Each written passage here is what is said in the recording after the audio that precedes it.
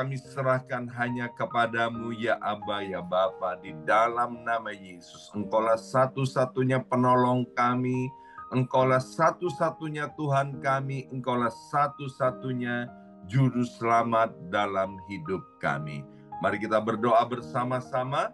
Ulangi seperti apa yang saya ucapkan. Bapa kami yang ada di dalam surga, dikuduskanlah namamu, datanglah kerajaanmu, jadilah kehendakmu di bumi ini seperti di dalam surga.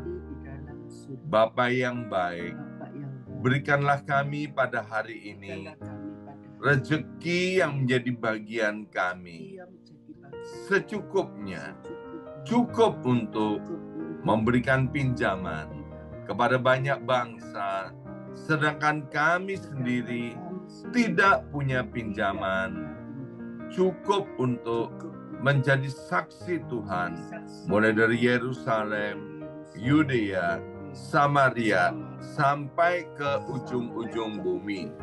Cukup untuk menjadikan semua bangsa murid Kristus dan membaptis mereka dalam nama Yesus.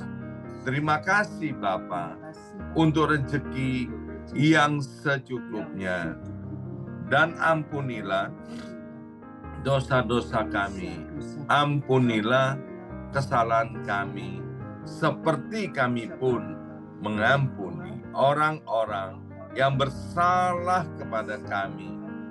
Dan janganlah masukkan kami ini ke dalam pencobaan, tetapi bebaskanlah kami dari segala yang jahat, sebab Engkaulah yang empunya kerajaan, kuasa, dan kemuliaan sampai selama-lamanya. Dalam nama Tuhan Yesus kami sudah berdoa. Haleluya, haleluya. Mari Bapak Ibu sekalian, sekarang kita bersama-sama secara serempak dan serentak kita akan menggemakan Mazmur 91 dengan suara yang keras, dengan suara yang lantang dari tempat kita masing-masing. Alkitab berkata, mati dan hidup dikuasai oleh lidah, siapa suka menggemakannya akan memakan buahnya. 2, 3. Mazmur 91. Orang yang duduk dalam lindungan yang maha tinggi dan bermalam dalam naungan yang maha kuasa akan berkata kepada Tuhan, tempat perlindunganku dan kubu pertahananku, Allahku yang kupercayai. Sungguh Tuhanlah yang akan melepaskan aku dari jerat penangkap burung dan dari penyakit sampar yang busuk.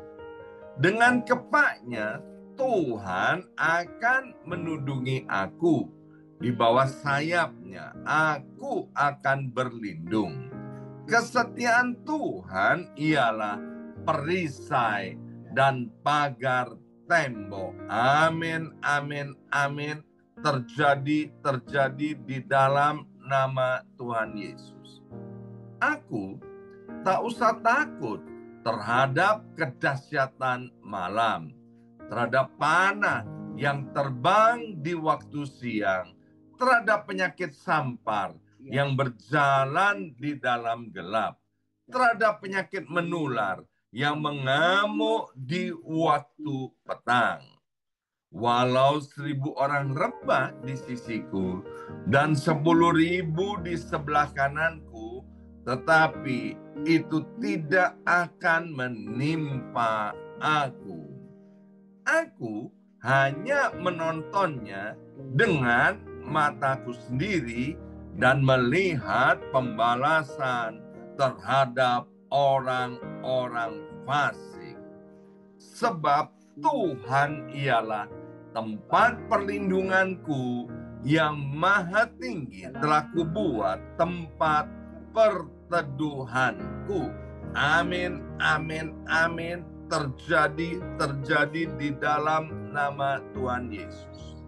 Malapetaka tidak akan menimpa aku, dan tulah tidak akan mendekat kepada kemahku.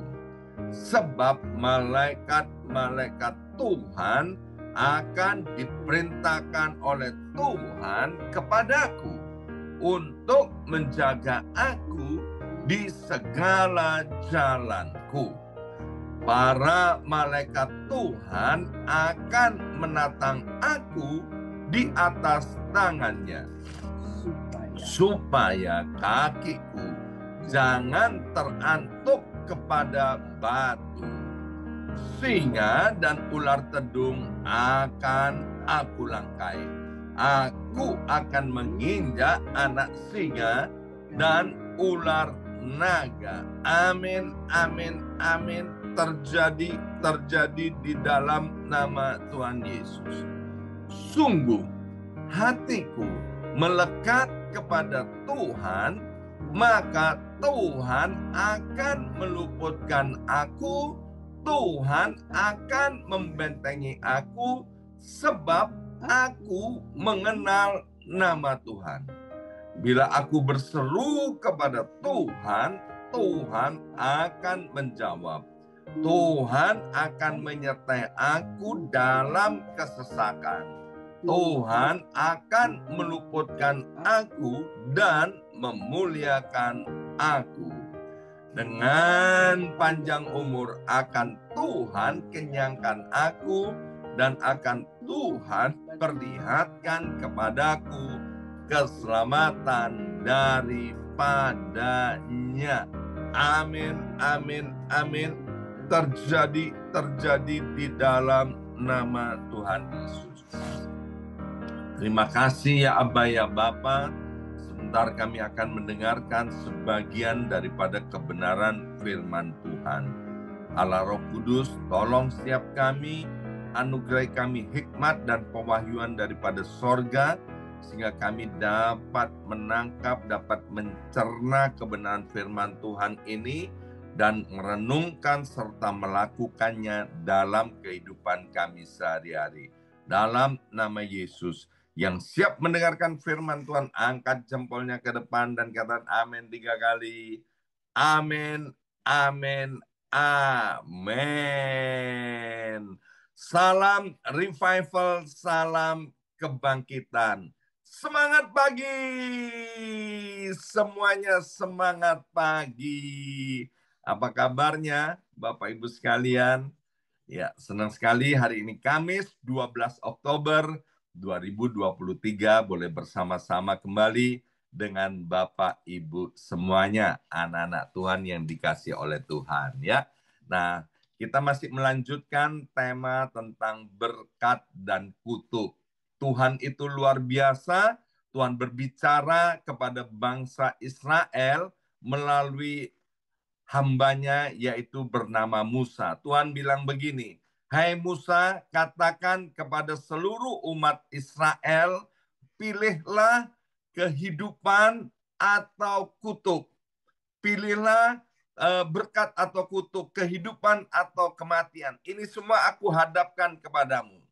Tapi aku bilang, pilihlah kehidupan, pilihlah berkat, agar supaya engkau dan keturunanmu berbahagia, diberkati oleh Tuhan. Luar biasa, ya kan?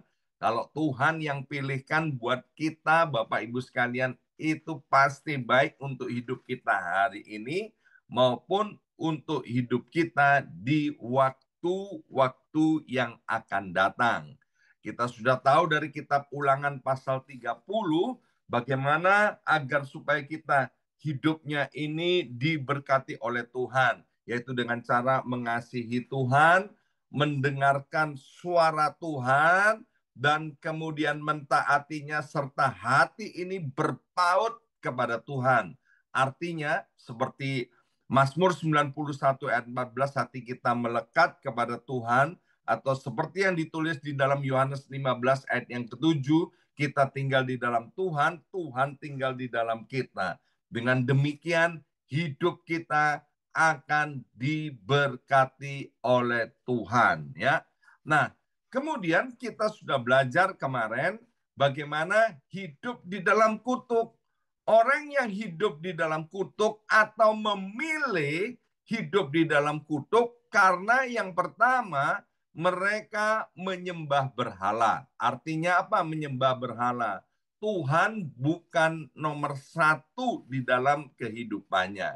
Yesus berkata di dalam Matius 6 ayat 33, carilah terlebih dahulu kerajaan Allah dan kebenarannya, maka semuanya akan ditambahkan kepadamu. Itu kemarin kita sudah belajar. Orang hidupnya terkutuk karena mereka menyembah berhala atau Tuhan tidak nomor satu di dalam kehidupannya. Nah, yang kedua, orang hidup di dalam kutuk. Mengapa? Mari kita lihat di dalam kitab Galatia pasal 5 ayat 19 sampai 21. Galatia pasal 5 ayat 19 sampai 21. Perbuatan daging telah nyata, yaitu percabulan, kecemaran, hawa nafsu, penyembahan berhala, sihir, perseteruan, perselisihan, iri hati, amarah, kepentingan diri sendiri, percideraan, roh pemecah, kedengkian, kemabukan, pesta pora, dan sebagainya.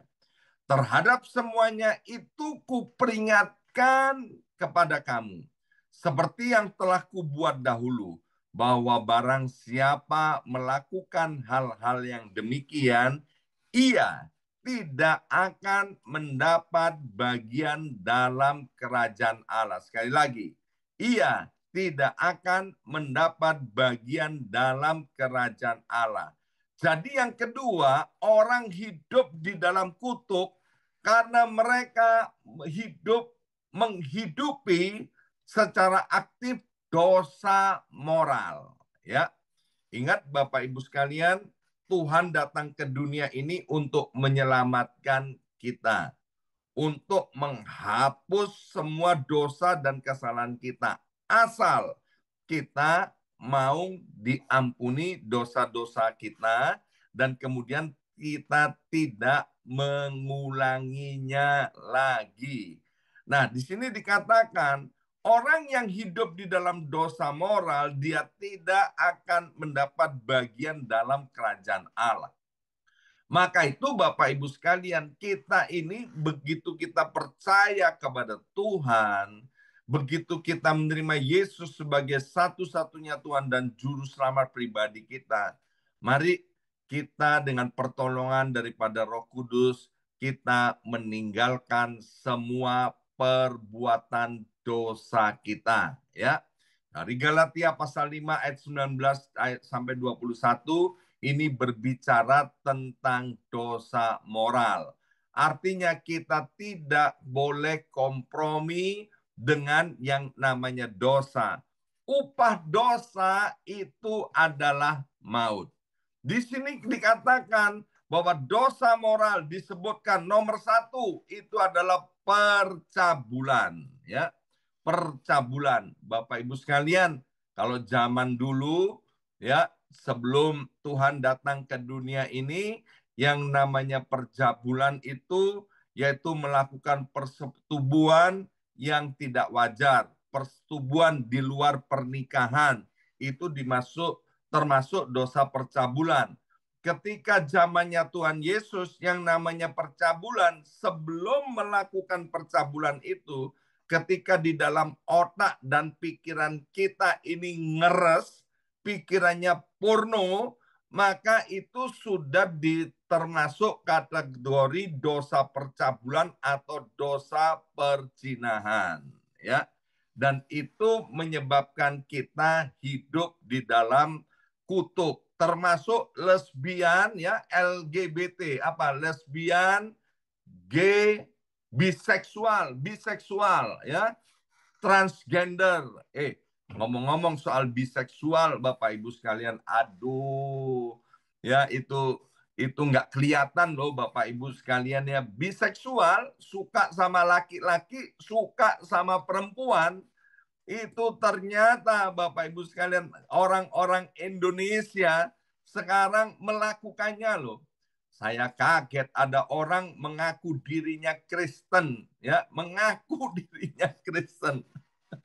Juga ada orang-orang yang mengaku dirinya sebagai doktor sekolah Alkitab, itu mengakunya, ya kan? Tapi hidupnya aktif di dalam biseksual, kehidupan biseksual. Orang itu hidupnya dalam kutuk. Juga ternyata ada orang-orang yang mengaku dirinya Kristen, ya, hidup suami istri, punya anak, tapi nggak punya surat kawin, Bapak Ibu sekalian. Ngakunya Kristen, ya. Nah, orang itu juga hidup di dalam kutuk. Maka itu Bapak Ibu sekalian, renungkan Galatia pasal 5 ayat 19 sampai 21 agar supaya apa? Agar supaya kita ini jangan sampai hidup di dalam kutuk. Luar biasanya Tuhan kita, kalau kita mau datang kepada Tuhan dengan segala kerendahan hati, kita mengakui, ya Tuhan, aku ini hombreng, aku ini homoseks, aku ini lesbian, aku ini biseksual. Ampun Tuhan, aku tahu ini dosa, aku bertobat. Percayalah Bapak Ibu sekalian, Tuhan pasti mengampuni dosa-dosa kita. Amin.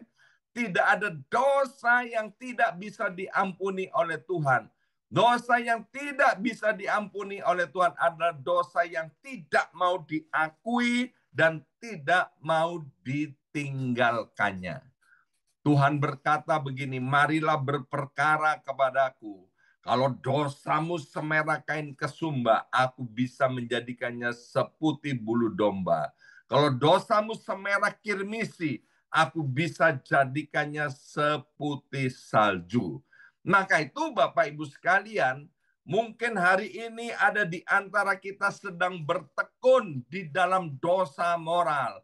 Bapak Ibu sekalian, bukan satu kebetulan Bapak Ibu sekalian mendengarkan firman Tuhan ini. Karena Tuhan mengasihi dan mencintai kita.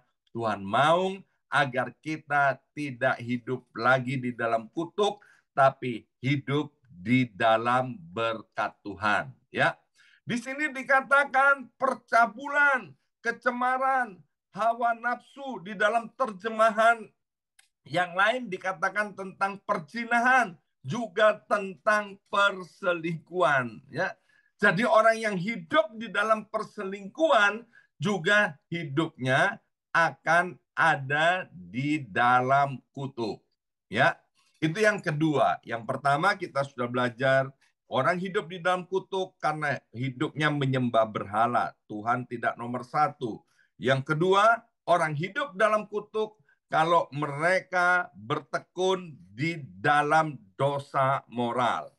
Kita buka sekarang Maleakhi pasal 3 ayat 8 sampai dengan ayat yang ke-10.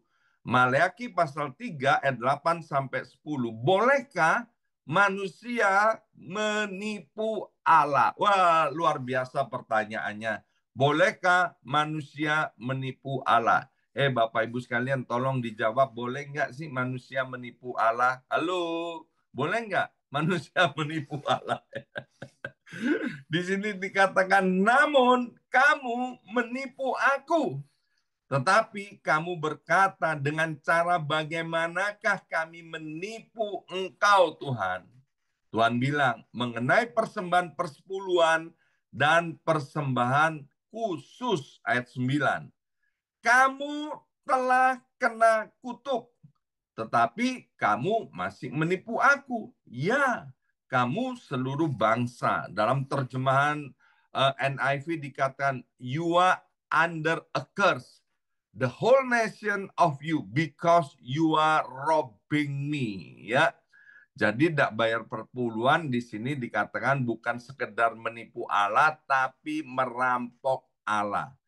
Ayat yang ke-10, bawalah seluruh persembahan persepuluhan itu ke dalam rumah perbendaharaan, supaya ada persediaan makanan di rumahku, dan ujilah aku. Firman Tuhan semesta alam, apakah aku tidak membukakan bagimu tingkap-tingkap langit dan mencurahkan berkat kepadamu sampai berkelimpahan. Jadi orang hidup di dalam kutuk ternyata karena mereka mencuri milik Tuhan, ya, mencuri milik Tuhan. Artinya apa? Tidak mengembalikan persepuluhan itu kepada Tuhan, ya. Memberi kepada Tuhan, ngakunya memberi persembahan persepuluhan, tapi dia tidak memberikan 1/10, kurang dari itu, ya, padahal orangnya pinter. Tapi kemudian kalau ngomong soal persepuluhan, kemudian tiba-tiba jadi nggak pinter. Persepuluhan itu apa sih? Kalau punya 10 apel, Bapak Ibu sekalian, yang namanya persepuluhan itu, kalau punya 10 apel artinya 1 apel, ya kan? Itu dikembalikan atau diberikan kepada Tuhan, itu namanya persepuluhan, ya. Coba kasih tahu kiri kananmu, jangan pura-pura ndak ngerti yang namanya persepuluhan, ya kan? Jadi kalau gajinya 100.000 US dollar per tahunnya, yang namanya persepuluhan itu 10.000 US dollar, Bapak Ibu sekalian. Jadi kalau gajinya 200.000 US dollar, persembahan persepuluhannya artinya 20.000 US dollar. Itu namanya persepuluhan. Maka itu kalau orang mencuri persembahan persepuluhan, hidupnya ada di dalam kutuk. Maka itu hari ini saya mau sampaikan kepada Bapak Ibu sekalian, seperti Tuhan sampaikan kepada bangsa Israel, pilihlah kehidupan, pilihlah berkat, jangan pilih kutuk. Orang yang memilih berkat, memilih kehidupan, dia akan mengembalikan persembahan persepuluhan. Loh Pak, itu persembahan persepuluhan kan Maleaki pasal 3 ayat 8 sampai 10 itu kan perjanjian lama, Pak. Kita kan hidup di dalam perjanjian baru. Aduh, pinter sekali kalau bilang begitu, Bapak Ibu sekalian, ya kan? Kalau kita lebih ngerti seperti itu, luar biasa. Hidup kita udah bukan milik kita lagi, tapi hidup kita adalah milik Kristus. Kita ini sudah ditebus dari dosa, sehingga kita ini tidak berkuasa lagi atas hidup kita, tapi Tuhan yang berkuasa atas hidup kita. Artinya seluruh hidup kita dan seluruh milik kita itu adalah milik Tuhan, Bapak Ibu sekalian. Wong 10% aja tidak mau diberikan kepada Tuhan, boro-boro yang lainnya. Maka itu Bapak Ibu sekalian, Tuhan tuh mencintai dan mengasihi kita. Ayo Bapak Ibu sekalian, pilihlah kehidupan. Pilihlah hidup di dalam berkat. Jangan mencuri atau jangan merampok milik Tuhan, ya. Kembalikan apa yang menjadi milik Tuhan.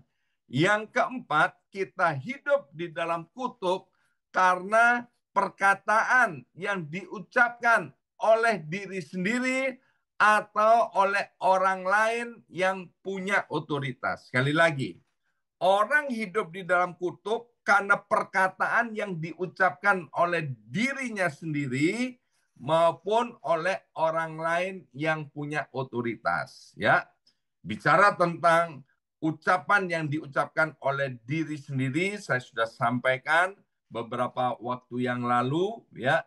Hati-hati dengan perkataan kita, karena perkataan kita akan memunculkan yang tidak kelihatan menjadi kelihatan, bahwa perkataan kita akan membuat hari-hari kita indah atau hari-hari kita buruk. Sebab perkataan kita itu adalah firman Tuhan yang punya kuasa. Jadi hati-hati jangan ada seorang pun yang mengutuki dirinya sendiri. Aku memang sial, ya. Aku memang tidak beruntung. Nasibku memang buruk, ya. Please jangan pernah katakan itu, ya. Kita harus keluarkan kata-kata berkat. Hidupku diberkati, keluargaku dipulihkan, pekerjaanku, bisnisku, ya kan, kesehatanku, semuanya diberkati oleh Tuhan karena tubuhku adalah rumah Allah, hidupku adalah milik Tuhan. Nah, kita harus mengucapkan hal-hal yang baik kepada diri kita.